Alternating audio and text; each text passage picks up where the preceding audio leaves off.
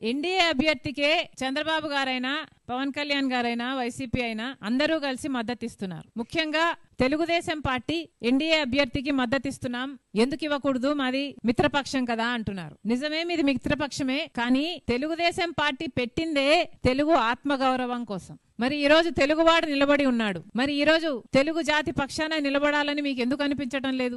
ఆ రోజు ఎన్టీఆర్ గారు పివి నరసింహారావు గారి కోసం నంద్యాల సీటు వదులుకోలేదా? ఎందుకు వదులుకున్నాడు? ఎందుకంటే ఒక తెలుగువాడు మంచి పదవిలో ఉంటే అది తెలుగు జాతికే ఖ్యాతి అనుకున్నారు కాబట్టే కదా వదులుకోగలిగారు. మరి ఈ రోజు తెలుగు తమ్ముళ్ళు తెలుగుదేశం పార్టీ ఎందుకలా ఆలోచించటం లేదు?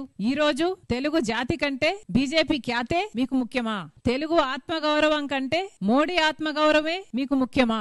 ఏం చెప్పాలనుకుంటున్నారు? తెలుగువారి ఆత్మగౌరవం కోసం స్థాపించబడిన తెలుగుదేశం పార్టీ ఈ రోజు వైస్ ప్రెసిడెంట్ పోస్ట్ కి ఒక తెలుగువాడు నిలబడితే వారికి సపోర్ట్ ఇయ్యరంట. నిస్సిగ్గుగా మాది మిత్రధర్మం, మిత్రపక్షం కాబట్టి మేము ఇవ్వము అని చెప్తున్నారు. పోనీ వైసీపీని తీసుకుందాం. వైసీపీ అయినా తెలుగువాడు మీ సామాజిక వర్గానికి చెందినవాడు, మరి ఎందుకు మీరు మద్దతు ఇవ్వటం లేదు? ఒక్క కారణమైనా చెప్పారా? మోడీ గారి దత్తపుత్రుడు జగన్మోహన్ రెడ్డి గారు అన్న విషయం ప్రపంచం అంతటికీ తెలిసినా, కానీ జగన్మోహన్ రెడ్డి గారు నిజంగానే మోడీ గారికి దత్తపుత్రుడు అనడానికి ఇది ఒక నిదర్శనం కాదా? మోడీ గారు ఎప్పుడూ గాని, అసలు బీజేపీ పార్టీ ఎప్పుడూ గాని మతతత్వ రాజకీయాలు చేయలేదా? మరి అలాంటప్పుడు జగన్మోహన్ రెడ్డి గారు బీజేపీ పార్టీకి ఎందుకు మద్దతిస్తున్నారు? బీజేపీ పార్టీ పక్షాన ఇప్పుడే కాదు ముందు నుంచి కూడా నిలబడ్డారు అంటే దానికి కారణం మోడీ గారి దత్తపుత్రుడనే కదా. ఒకవైపు ఏమో చంద్రబాబు గారు పొత్తు పెట్టుకున్నారు, మిత్రపక్షం అంటున్నారు. ఇంకోవైపు జగన్మోహన్ రెడ్డి గారు మద్దతిస్తున్నారు అంటే మరి మీదేమనాలి? అక్రమ పొత్తు అనాలి కదా. మీరు అక్రమ పొత్తు పెట్టుకున్నారు కాబట్టి మీరు కూడా మోడీ గారికే,